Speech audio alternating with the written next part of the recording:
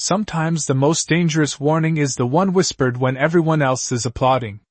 That was the first thought that crossed my mind the night of my daughter's engagement party, though I didn't understand why until much later. The ballroom at the Lakeside Grand Hotel glowed with warm light from chandeliers the size of pickup trucks, reflecting off rows of crystal glasses and polished silver trays carried by waiters in black suits. Champagne corks popped somewhere near the bar while soft jazz drifted across the room like background noise to everyone's happiness. My daughter Emily stood near the center of it all in a pale blue dress, the same shade her mother used to love, smiling politely while guests congratulated her. If you looked quickly, you'd think she was the happiest woman in the room. And maybe that was the point. Daniel Brooks, her fiancé, stood beside her like a man who had already won something important. Tall, confident, expensive suit tailored within an inch of perfection. The kind of man people instinctively trusted. He had that smile that made investors comfortable and neighbors curious about his success.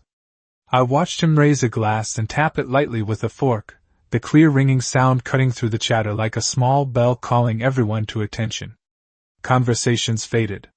Heads turned. The room shifted its focus to him the way rooms always do around men who know how to hold attention. To Emily, Daniel said smoothly, lifting his glass. His voice carried easily across the room, practiced and warm. The smartest decision I've ever made. Laughter followed, along with a round of approving murmurs from friends, co-workers, and distant relatives who had already decided this was a perfect match. I stood near the back of the room beside a tall window overlooking the dark water of the lake. From that distance the scene looked like something from a magazine ad about successful families. Everything polished. Everything easy. Everything exactly how it should be. And yet something in my chest felt tight, the way it does when a storm is still miles away but the air already feels wrong. I took a sip of bourbon from the glass in my hand and kept watching. Daniel continued his toast, praising Emily's kindness, her intelligence, the future they were building together. The words sounded right. Too right. Like lines that had been rehearsed. Until the emotion was polished smooth. People clapped again when he finished. Emily smiled for them, accepting hugs, accepting compliments, accepting the future everyone else seemed so sure about. Then she walked toward me. Not quickly. Not nervously. Just calmly enough that no one would notice anything unusual. She stopped beside me and reached for my arm the way she used to when she was a little girl standing next to me at county fairs. Her voice was so quiet I almost didn't hear it over the music and laughter behind us. "Dad," she murmured. "Look into him." 6 simple words. That was all. But when I turned and looked into my daughter's eyes, I saw something I hadn't seen there since the day we buried her mother. Fear. Emily did not wait for my reaction after she said those 6 words. She simply stepped away and returned to the circle of guests around Daniel as if nothing had happened. Anyone watching would have seen a smiling bride-to-be rejoining the celebration. But I had known my daughter for 26 years. I knew the difference between a polite smile and a real one. That night the difference felt as wide as the lake outside the ballroom windows.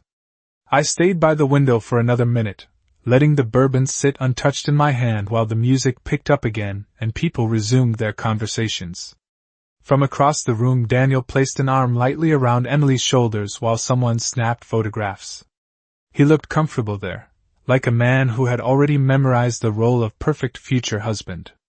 Emily leaned slightly toward him for the picture, but her eyes moved once across the room and met mine for a brief second. The look lasted less than a heartbeat, but it confirmed something important. She was not joking. I set my glass on a nearby table and walked back into the crowd slowly. There is something you learn after raising a child on your own for many years. Panic helps no one. Calm gives you time to see clearly. Guests stopped me along the way with handshakes and congratulations. A man from Daniel's firm told me how brilliant Daniel was with numbers. One of Emily's college friends said they were the most perfect couple she had ever seen. I smiled and nodded because that is what fathers do at engagement parties. But inside my mind a quiet switch had already flipped. When I finally reached them, Daniel greeted me with that confident smile again. Michael, he said warmly, shaking my hand with a firm grip. I was just telling everyone how lucky I am. His tone sounded genuine enough. His eyes steady. If there was anything unusual about him, it hid well. Emily slipped away with two of her friends before I could ask her anything else. Daniel continued chatting with a group of guests, describing the house he and Emily planned to buy next year. The conversation sounded normal. The future sounded normal. Everything sounded normal. That was the strange part. Because Emily had never been a dramatic person. She was practical, thoughtful, sometimes cautious to a fault. She did not whisper warnings without a reason. Later that evening the party began to thin out. The band packed their instruments while the hotel staff cleared empty glasses from the tables. Daniel was across the room speaking with his father, Richard Brooks, a tall man with silver hair and the quiet posture of someone used to expensive boardrooms. I finally found Emily near the hallway leading toward the elevators. She was holding her shoes in one hand, the way people do after a long night of standing. You want to tell me what that meant? I asked quietly. She hesitated for a moment, and looked back toward the ballroom. I cannot explain it yet, she said softly. I just need you to check. I studied her face carefully. She looked tired but determined. Did something happen? I asked. Emily shook her head slowly. Nothing I can prove, she said. That is the problem. She slipped her shoes back on and straightened her dress before walking back toward the celebration. I stood there alone in the quiet hallway for a few seconds, listening to the fading music from the ballroom behind me. Then I took out my phone and began the first search. I did not start with anything complicated. The first rule of looking into someone is simple. Begin with what the world can see. I stepped outside the hotel that night, and the cool air from the lake cut through the warmth of the ballroom behind me. The parking lot lights reflected off rows of black sedans and quiet water beyond the trees. Somewhere inside, people were still celebrating. I opened my phone and typed Daniel Brooks into the search bar. The results came quickly. Too quickly. Articles from business magazines. A polished company website. Professional photographs with perfect lighting and confident smiles. Daniel Brooks, Senior Investment Consultant. Daniel Brooks, Rising Financial Strategist. Daniel Brooks, Guest Speaker at Leadership Conferences. Every result told the same story. Smart. Successful. Reliable. The internet loved him. I leaned against the railing overlooking the lake and scrolled further. 5 years of interviews. Corporate announcements. Charity events. Awards for financial performance. On paper he looked like the kind of man every father hopes his daughter will meet. That should have been reassuring. Instead it made my chest feel heavier. Because something about it was wrong. Not the success. The silence. People who rise quickly usually leave a trail behind them. Old projects. Old partnerships. Old arguments on professional forums. Something imperfect. But Daniel Brooks existed online like a carefully edited biography. Clean. Precise. Almost too clean. I searched again using older records, narrowing the dates, digging into archived business filings and conference listings. The pattern stayed the same. Daniel appeared about 6 years ago in Chicago working for a financial advisory group. Before that there was almost nothing. No college articles. No early career mentions. No local newspaper interviews the way ambitious young professionals often collect while building a reputation. 6 years ago he simply appeared. As if someone had opened a door and placed him directly into the middle of a successful life. I closed my phone for a moment and watched the dark surface of the lake. When you run a construction company long enough, you learn to recognize foundations. Every building tells you how it started if you look closely enough. The stronger the structure above ground, the deeper the foundation beneath it usually runs. But Daniel's story looked like a skyscraper with no visible base. Just polished glass rising from empty space. A couple walked past me on their way to the parking lot, laughing softly about the party inside. I wondered what they would think if they knew what my daughter had whispered only an hour earlier. Look into him. I opened my phone again and tried a different approach. Instead of searching Daniel, I searched his firm. Brooks Financial Strategies had an impressive client list and a well-designed website. Daniel's biography described him as a specialist in high-value asset management. It even included a short paragraph about his passion for community work and mentoring young entrepreneurs. Again, perfect. Too perfect. Then I noticed something small. A professional profile photo on the firm's site had a different version archived from 2 years earlier. Same suit. Same confident posture. But the location tag beneath the image listed a conference in Denver that year. I tapped into the conference listing and scanned the old program schedule.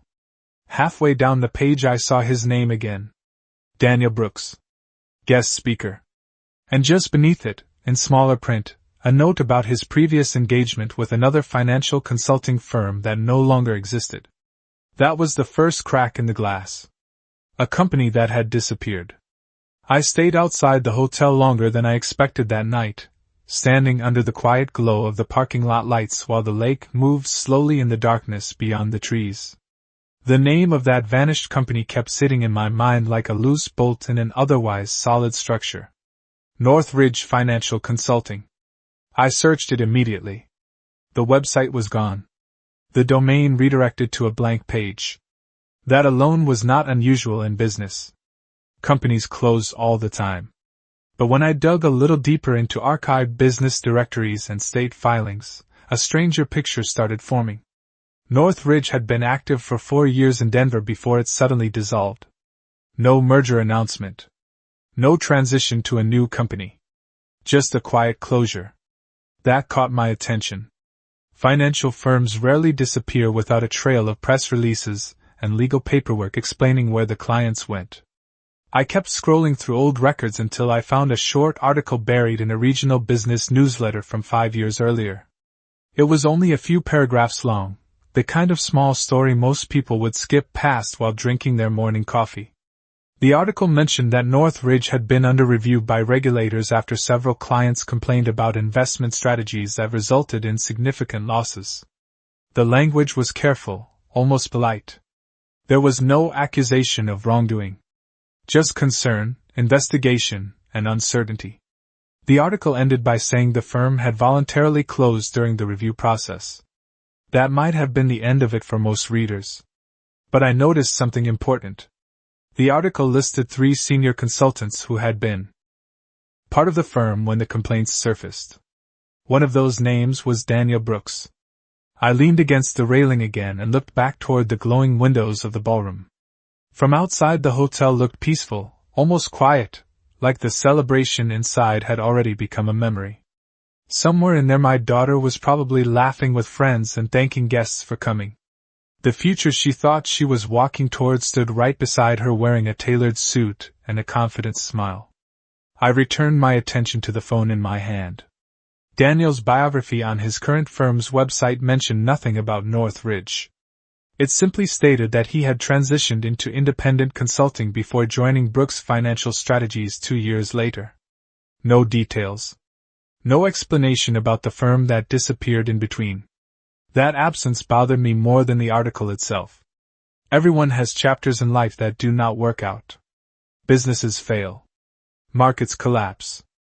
But honest professionals usually acknowledge the past because clients ask questions. Daniel's story skipped over that entire period like someone had edited a page out of a book. I searched again, this time for the other consultants mentioned in the article.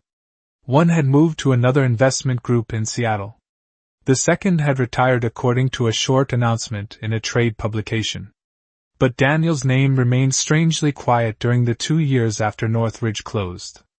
No conference speeches. No interviews. Nothing. It was as if he had stepped out of public view for a while before reappearing in Chicago with a new title and a spotless reputation. I slipped the phone into my pocket and looked once more at the ballroom windows reflecting across the water. That was when the first real thought formed clearly in my mind. If Emily had asked me to look into him, then I needed to see the whole story. And right now the story had a missing chapter.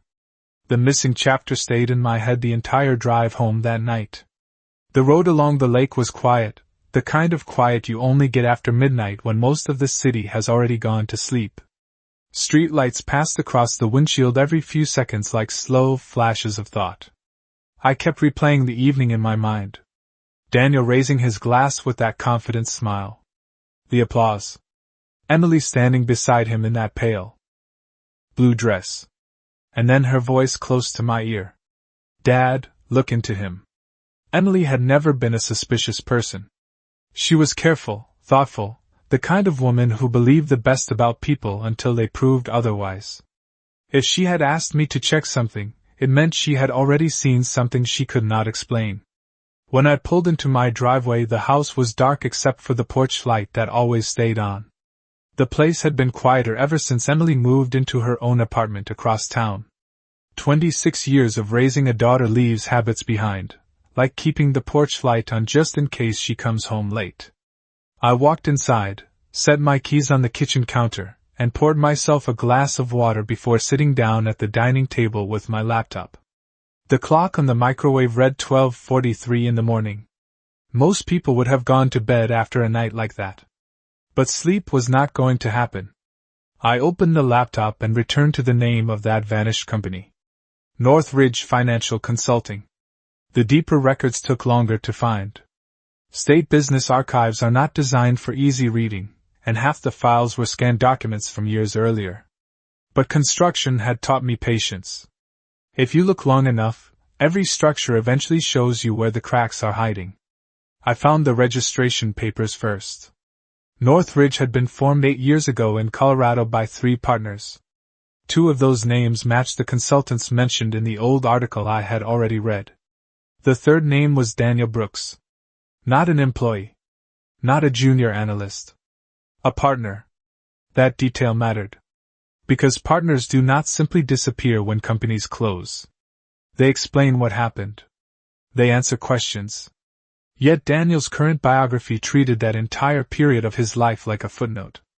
I continued digging through old records and finally found the last filing the company made before shutting down. It was a brief notice submitted to the state announcing voluntary dissolution. The document was signed by all 3 partners. Daniel's signature was right there beside the others. I leaned back in the chair and studied the scanned page carefully. The date on the document was exactly 5 years and 3 months before the night of the engagement party. That meant something else had happened during those missing 2 years before Daniel reappeared in Chicago with his new career. Something important enough to make him vanish from the professional world for a while. I closed the laptop slowly and stared across the quiet kitchen. There are moments when instinct speaks louder than facts. The facts so far were not dramatic. A closed company. A quiet career gap. But instinct was telling me that Emily's whisper had not been about a simple business failure. Somewhere in that missing chapter was the reason my daughter had looked at me with fear in her eyes. I woke up the next morning earlier than usual, long before the sun had fully cleared the rooftops across the street. The house was quiet except for the low hum of the refrigerator, and the faint sound of traffic beginning to build on the main road a few blocks away. I brewed coffee and sat down at the kitchen table with the same laptop, the same files, and the same feeling that something important was hiding just out of sight. Some people think investigations begin with dramatic discoveries. In reality, they begin with patience. Small questions. Quiet patterns. I reopened the documents connected to Northridge Financial Consulting and started reading everything again, slower this time. The partners. The registration filings. The dissolution notice. One thing stood out more clearly in daylight than it had the night before. All 3 partners had signed the closure document within the same week. That meant the decision to shut the company down had happened quickly. Companies under long investigations usually fight to stay open. They hire lawyers. They issue statements. They protect their reputation. Northridge had done none of that. It had simply disappeared. I finished my coffee and opened another window on the screen, this time searching public legal databases instead of business directories. Financial firms deal with contracts every day, which means disputes sometimes end up in civil courts. Those records are harder to erase than magazine interviews or corporate biographies. The search took a few minutes before the first relevant entry appeared. It was not a criminal case. It was a civil complaint filed by a group of investors about 5 years ago. The case name listed several defendants, including Northridge Financial Consulting and its 3 partners. One of those names again was Daniel Brooks. I opened the summary and read carefully. The complaint described a group of investors who claimed they had been encouraged to move retirement savings into a complex investment strategy managed by the firm. According to the filing, the strategy had collapsed within months, leaving the clients with significant financial losses. The language was formal and cautious. No accusations of fraud appeared in the summary. Only claims of misrepresentation and poor disclosure. Still, it was the first real explanation of why the company had vanished. The case did not continue very far through the courts. A note in the records indicated that the dispute had been settled privately within 6 months of the complaint being filed. Settlement details were sealed, which is common in financial disputes. But the timeline matched exactly with the closure of Northridge. I leaned back in my chair and stared out the kitchen window at the quiet street. The information did not prove Daniel had done anything illegal. Businesses fail all the time. Lawsuits happen in the financial world the way storms happen in construction. But there was still that missing period afterward. After the settlement. After the company dissolved. Daniel Brooks had gone silent for nearly 2 years before appearing again in Chicago with a new career and a carefully polished story. Most professionals explain setbacks openly because the industry is small and reputations follow people. Daniel had done the opposite. He had erased the entire chapter. I closed the legal database and sat there for a moment, listening to the quiet house around me. Emily had said she could not prove anything. That was the problem. Now I understood what she meant. Because so far every fact about Daniel looked just clean enough to survive a casual look. But instinct was telling me that somewhere inside those missing years was the real reason my daughter had whispered that warning. I spent the rest of that morning doing what I always do when something does not sit right in my gut. I slowed down and started looking sideways instead of forward. Facts rarely hide in the obvious places. They hide in the people around the story. By 9:30 the sun had fully climbed above the houses across the street, and the quiet of the morning had been replaced by lawn mowers and delivery trucks. I opened the laptop again and returned to the old article about Northridge Financial Consulting. The 3 partners were listed clearly. Daniel Brooks, Aaron Whitman, Stephen Calder. I already knew Whitman had moved to Seattle and Calder had retired, but I wanted to see where their careers had gone after the company closed. Patterns matter. I started with Whitman. His professional profile was easy to find. He had joined a mid-sized investment group in Seattle about 4 years ago. The transition happened almost immediately after Northridge shut down. That suggested he had already been planning an exit before the firm collapsed.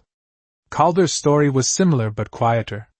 A retirement announcement appeared in a regional financial newsletter, thanking him for decades in the industry and wishing him well in private consulting. Neither story raised alarms. Both men had simply stepped away from the wreckage and continued their lives. Then I returned to Daniel. The gap was still there. 2 years of silence. I leaned back in the chair and rubbed my temples while staring at the screen. In construction there is a phrase we use when something about a building does not feel right. We say the structure is hiding its weight somewhere else. Daniel's story felt exactly like that. The visible parts looked strong. But the weight of the past was being carried somewhere out of sight. I decided to try something different. Instead of searching Daniel's name, I searched the names of the investors who filed that lawsuit against Northridge. The court filing listed 6 individuals. Most of them were older clients whose names appeared only briefly in financial records and then disappeared again. But one name caught my attention. A woman named Karen Holt. Unlike the others, she had once worked in the financial sector herself before retiring. That meant she probably understood the business better than the average investor. I typed her name into the search bar and found a small professional profile connected to a nonprofit organization in Colorado. According to the listing, she now volunteered with a financial literacy program that helped older adults understand retirement planning. The biography mentioned she had left private investing years earlier after a difficult experience with a consulting firm. The wording was careful, but the timeline matched perfectly with the collapse of Northridge. I stared at the screen for a long moment. Sometimes information does not jump out as a confession. Sometimes it sits quietly waiting for someone to notice it. If anyone understood what had really happened inside that company, it might be someone like Karen Holt. I closed the laptop slowly and glanced at the clock. It was just after 10 in the morning. Too early to assume anything, but not too early to ask questions. Emily had told me she could not prove anything. That meant proof might still be out there somewhere. And for the first time since the engagement party, I had a direction to start looking. I did not call Karen Holt immediately. Some conversations are more useful when you prepare for them first. Instead, I spent the next hour reading everything I could find about her. Her professional background confirmed what I had suspected. She had spent nearly 20 years working in financial planning before retiring early. People with that kind of experience usually understand risk better than most investors. That made her involvement in the lawsuit against Northridge more interesting. According to the records, she had not been a passive client. She had been one of the primary voices raising concerns about the investment strategy that eventually collapsed. That detail stayed in my mind while I drove to my office later that morning. My construction company operated out of a modest 2-story building on the edge of town, surrounded by stacks of lumber and equipment trailers waiting for the next job. The smell of fresh cut wood and diesel engines always helped me think clearly. Numbers and documents can tell you part of a story, but conversations reveal the rest. I parked my truck, walked into the office, and closed the door behind me before dialing the phone number listed on the nonprofit website. The line rang 3 times before a calm woman's voice answered. Financial Literacy Outreach, this is Karen speaking. I hesitated for half a second, choosing my words carefully. Hello Karen, my name is Michael Carter. I hope I am not interrupting anything important. I had a question about a consulting firm you were once involved with. There was a short pause on the other end of the line. Not long. Just enough to tell me she already knew where the conversation might be heading. Which firm would that be? She asked. Northridge Financial Consulting, I said. Another pause followed, slightly longer this time. When Karen spoke again, her voice was still polite. But the tone had changed. That was a long time ago, she replied slowly. Why are you asking about them? I leaned back in my chair and looked out the office window at a crew unloading materials from a flatbed truck in the yard. Because someone important in my life is about to marry a man who used to work there, I said. And something about his story does not make sense. The line stayed quiet for several seconds. I could almost hear her thinking through the implications. Finally, she asked a single question. What is his name? Daniel Brooks. The reaction was immediate, though subtle. She did not gasp or raise her voice. Instead, there was a soft sound, like someone slowly exhaling after hearing a familiar name they had hoped never to hear again. I wondered if that name would come up again someday, she said quietly. My grip on the phone tightened slightly. So you remember him? Yes, she answered. I remember him very clearly. I kept my voice steady. I am not calling to start trouble. I just need to understand what happened back then. Another short silence followed. When Karen spoke again, her voice carried a different weight. Not anger. Not fear. Something closer to caution. Mr. Carter, she said carefully, before I answer anything else, you should know something. When Northridge closed, the public story was not the whole story. Not even close. For the first time since Emily whispered that warning at the engagement party, I felt the ground under the situation shift slightly. Because the missing chapter was finally starting to open. Karen did not rush into the explanation. Instead, she spoke slowly, as if measuring each word before letting it leave her mouth. The company's closure was presented as a normal business failure, she said. But what actually happened was more complicated than that.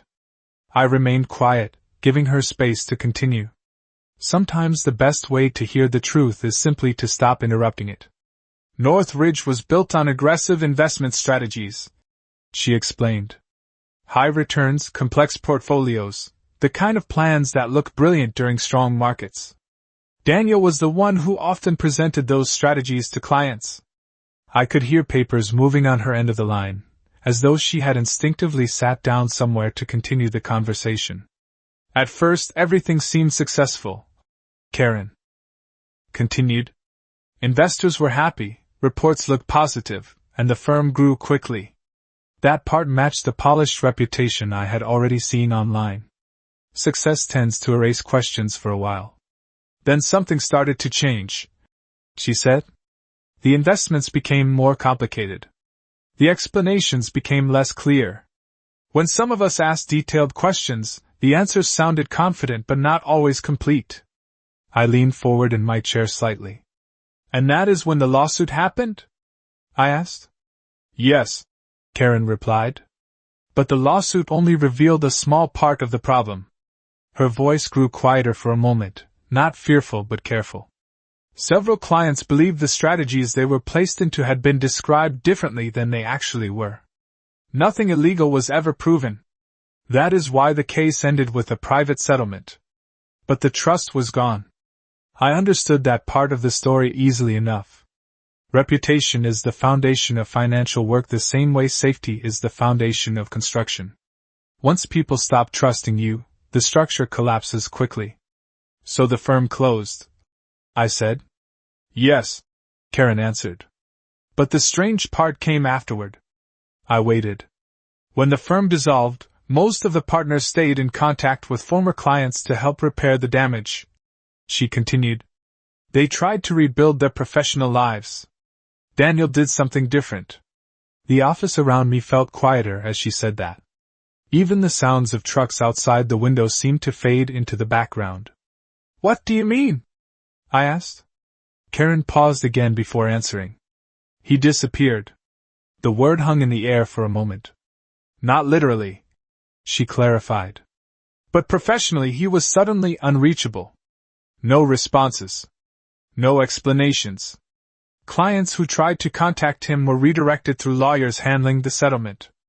Then after some time passed he simply appeared in another city working under a new firm with a polished reputation.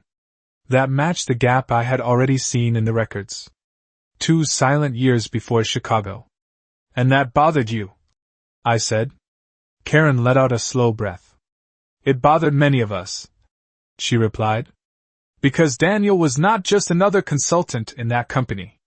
He was the one who convinced several of us to trust those investment strategies in the first place. I stared at the window again, watching a forklift move slowly across the yard. The picture was becoming clearer. Still. Incomplete, but clearer. Karen, I said carefully. If the case was settled and nothing illegal was proven, why does his name still make you uneasy? There was another pause. Longer this time. When she spoke again her voice carried a seriousness that made me sit up straight in the chair. Because what happened afterward made several of us realize something important, she said quietly. Daniel Brooks was very good at convincing people to trust him. Sometimes too good. Karen's last sentence stayed in my mind long after she said it. Daniel Brooks was very good at convincing people to trust him. Sometimes too good. I leaned back in my chair and watched a cloud drift slowly past the office window. What do you mean by that? I asked quietly. Karen did not answer immediately. When she spoke again her tone had shifted from cautious to reflective, like someone remembering a conversation from years earlier. Daniel had a way of speaking that made people feel calm, she explained. He could walk into a room full of investors who barely understood financial language and make everything sound simple and safe. He was confident without sounding arrogant. That combination can be very powerful in that industry. I understood exactly what she meant. In construction I had seen the same kind of personality before. The man who speaks with enough certainty can make people believe almost anything about a project. At first we thought that confidence meant competence. Karen continued. But after the investments began failing, some of us started looking back at the conversations we had with him. The forklift outside my window stopped moving and the yard grew quieter. I focused on every word she said. Several clients realized that the strategies had always been described in a very careful way, she said. Technically accurate, but incomplete. The risks were mentioned, but only briefly. The potential rewards were explained in much more detail. That explained how trust could turn into confusion without crossing any clear legal lines. When the lawsuit happened, lawyers reviewed all the documents and presentations, she continued. Everything was written carefully enough that proving wrongdoing became almost impossible. I nodded slowly even though she could not see me. The settlement suddenly made more sense. So legally he was protected, I said. Yes, Karen replied. But trust is not only about legal definitions. She paused again before continuing. After the firm closed, several of us stayed in touch for a while. People compared notes about the conversations they had with Daniel. That is when the pattern started to appear. I felt a quiet tension building in my chest. What pattern? I asked. Karen took a slow breath. Daniel seemed to form especially close relationships with certain clients, she said. Not inappropriate relationships, nothing like that. But he invested time in building personal trust. He remembered family details, personal goals, retirement dreams. He made people feel understood. I stared at the desk in front of me. That description sounded uncomfortably familiar. Daniel had behaved the same way around Emily and our family. Attentive. Thoughtful. Always remembering the small things people said. Most financial consultants do some of that, I said carefully. It helps build business. That is true, Karen replied. But Daniel took it further than most. He made people believe he was personally invested in their future. She let the sentence settle before continuing. When the investments collapsed, some clients realized that the trust they had placed in him had been the real foundation of those decisions. I felt the weight of her words slowly connect with the situation unfolding in my own life. Karen, I said quietly, are you telling me Daniel intentionally misled people? I cannot say that, she answered immediately. Nothing like that was ever proven. But I can tell you something else. I waited. Her voice dropped slightly, almost like someone sharing a final warning. After the firm closed, several clients tried to contact him directly to ask questions. Most of them never heard back. The silence in my office felt heavier than before. Because for the first time I realized something important. Daniel Brooks did not just disappear from a failed company. He walked away from the people who trusted him. Karen's words stayed with me even after our call ended. Daniel Brooks did not just disappear from a failed company. He walked away from the people who trusted him. I sat there for a long moment after the line went quiet, staring at the phone in my hand as if it might offer another piece of the story. Outside my office window the afternoon sun had shifted, casting long shadows across the stacks of lumber in the yard. Work crews moved around the site like they always did, steady and predictable. There is comfort in predictable things. But the situation unfolding around my daughter was beginning to feel anything but predictable. I picked up the phone again and called Emily. She answered on the third ring. Hey Dad, she said, her voice calm but a little tired. Did you get some sleep after the party? I did not answer that question directly. Emily, I said gently, when you asked me to look into Daniel, what exactly made you say that? There was a pause on the line. Not a long one, but long enough to tell me she had been expecting the question. I was wondering when you would ask that, she said quietly. I leaned back in my chair and listened. A few weeks ago I noticed something strange, she continued. Daniel is very careful about his past. Whenever conversations drift toward his early career, he changes the subject or gives very short answers. That matched everything I had already discovered. Did you ask him about it directly? I asked. Yes, she replied. He told me the same story you probably saw online. A consulting firm that closed, Some legal noise, nothing serious. She paused again before continuing. But something about the way he said it felt rehearsed. The word rehearsed echoed in my mind. I had heard that tone before in business meetings when someone tried to explain a mistake without revealing the real cause. What else did you notice? I asked. Emily exhaled slowly on the other end of the line. A few nights ago we were having dinner with some of his colleagues, she said. One of them mentioned an investment conference in Denver years ago. When Daniel realized the conversation was drifting toward that time period, he interrupted quickly and changed the topic. I felt the pieces in my head shift again, forming a clearer picture. Did anyone else notice that? I asked. One person did, Emily replied. After dinner, a woman from his office came up to me quietly and asked how long I had known Daniel. My attention sharpened. What did she say? Emily hesitated before answering. She said Daniel is extremely talented, but sometimes people around him realize too late that he tells the story in a way that makes everyone comfortable until the truth becomes inconvenient. The sentence sounded strangely similar to what Karen had just explained about those old investors. I rubbed my forehead. Slowly. The pattern was becoming impossible to ignore. Emily, I said carefully, have you seen anything directly that makes you feel unsafe or pressured? No, she answered quickly. He has never done anything like that. Daniel is always respectful. That is what makes this so confusing. I understood exactly what she meant. The most convincing stories are built on behavior that appears completely normal. Then why did you whisper that warning to me at the party? I asked quietly. Emily's voice softened. Because something about him feels like a performance, she said. And I realized I might be the next person being asked to trust it. I ended the call with Emily and remained seated at my desk for several minutes without moving. Her last sentence echoed in my head with unsettling clarity.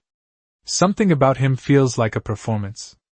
Outside the office window, the workday continued like any other. Trucks came and went. A crew foreman shouted instructions across the yard. Steel beams clanked softly as they were unloaded onto a flatbed trailer. The ordinary rhythm of construction work has always been grounding for me. Buildings follow rules. Foundations hold weight. Weak structures eventually show cracks. People, on the other hand, are far more complicated. I opened my laptop again and looked at Daniel Brooks' professional profile once more. The photograph showed the same calm confidence I had seen at the engagement party. The same steady smile. The same polished image of reliability. But now that smile carried a different meaning. Not proof of trustworthiness. Proof of practice. I thought about everything Karen Holt had said earlier that morning. Daniel had a way of making people feel understood. He built personal trust first, then guided decisions afterward. Technically accurate explanations. Incomplete risks. Carefully chosen words. Nothing illegal. Just persuasive enough to lead people where he wanted them to go. That method works well in finance. It also works in relationships. I closed the laptop slowly and looked across the quiet office. If Emily was sensing the same pattern that former investors had noticed years earlier, then this was not just about a failed consulting firm. It was about a personality built on influence. I picked up the phone again and dialed Daniel's number. He answered after 2 rings. Michael, he said warmly. I was actually planning to call you later this week. I wanted to thank you again for the engagement party. It meant a lot to Emily. His voice sounded exactly the way I remembered. Calm. Friendly. Completely in control. I am glad you called, I replied evenly. I have been thinking about that evening. There was a short pause before he answered. In a good way, I hope. I allowed a small moment of silence before responding. Daniel, I have been reviewing some information about your early career. Another pause followed. Slightly longer this time. When he spoke again, his tone remained composed, but the warmth had cooled just enough for me to notice. My early career? He repeated. Yes, I said calmly. Specifically your time at Northridge Financial Consulting. The line grew quiet. Not dramatically quiet. Just the kind of stillness that appears when someone begins calculating what to say next. That was a difficult period in the industry, Daniel said finally. Many firms were experimenting with aggressive investment strategies back then. The answer sounded smooth, familiar, almost identical to the brief explanation Emily had described earlier. Rehearsed. I leaned back in the chair and looked out the window at the afternoon sun reflecting off the metal equipment in the yard. I spoke with someone who invested through that firm, I said quietly. Her name is Karen Holt. For the first time since the conversation began, Daniel did not respond immediately. The silence lasted several seconds longer than before. When he finally spoke again, the calm confidence had not disappeared. But something underneath it had shifted slightly. I see, he said. And what exactly did Karen tell you? I watched the long shadows stretching across the construction yard and realized something important. The performance Emily had sensed was beginning to slip. The silence on the phone stretched just long enough for both of us to understand something important had changed. Daniel had asked what Karen told me, but the real question behind his words was different. He wanted to know how much I already knew. I kept my voice steady. Karen told me the public story about Northridge was not the whole story, I said calmly. On the other end of the line, Daniel let out a quiet breath, not annoyed, not defensive, just thoughtful. Michael, he said carefully, financial disputes are complicated. People often remember them in ways that make the past easier to live with. His answer was polished, the same tone of controlled reassurance I had heard at the engagement party. But something about it felt different now. The confidence was still there, yet it no longer sounded effortless. It sounded calculated. I understand that, I replied. But there is something I want you to understand as well. I looked out the office window while I spoke, watching the workers move slowly across the yard as the afternoon light faded. My daughter trusts people carefully. If she asks me to look into something, it means something in her instincts is telling her to slow down. Another pause followed. When Daniel spoke again, his voice was quieter. Emily talked to you. Yes, I said. And she is not accusing you of anything. She is just trying to understand who you really are. The words hung between us for a moment. Then Daniel spoke in a way I had not heard before. Less rehearsed. More human. Michael, I am not proud of everything that happened during that time in my career, he admitted. Northridge moved too fast. The pressure to deliver results made all of us push strategies that should have been explained more clearly. I listened without interrupting. When the firm collapsed, I realized my reputation had become tied to decisions I could not completely defend, he continued. So I stepped away for a while. That was the missing chapter. The silence. The 2 years that had never appeared in his biography. And then you started over, I said. Yes, Daniel answered. I rebuilt my career from the ground up. New firm. New standards. Full transparency with clients. I considered his words carefully. They sounded sincere, but sincerity is difficult to measure through a phone line. Daniel, I said slowly, the real question is not whether you made mistakes 5 years ago. Everyone does. The real question is whether you have learned how trust works. He did not answer immediately. Finally, he said something simple. I am trying to. The honesty in that sentence surprised me more than any explanation he could have offered. I leaned forward in my chair and spoke calmly. Then here is what happens next. Emily deserves time to decide whether she believes that. The line stayed quiet for a moment before Daniel responded. That is fair, he said. After the call ended, I sat alone in the office as the sun disappeared behind the buildings across the street. The investigation had not uncovered a criminal secret or a hidden scandal. Instead, it revealed something more complicated. A man who had once built trust too quickly and lost it just as fast. Whether he had truly changed was not a question the internet or old court records could answer. Only time could do that. And for the first time since the engagement party, I realized that Emily's quiet warning had already done exactly what it needed to do. It had slowed the story down long enough for the truth to appear.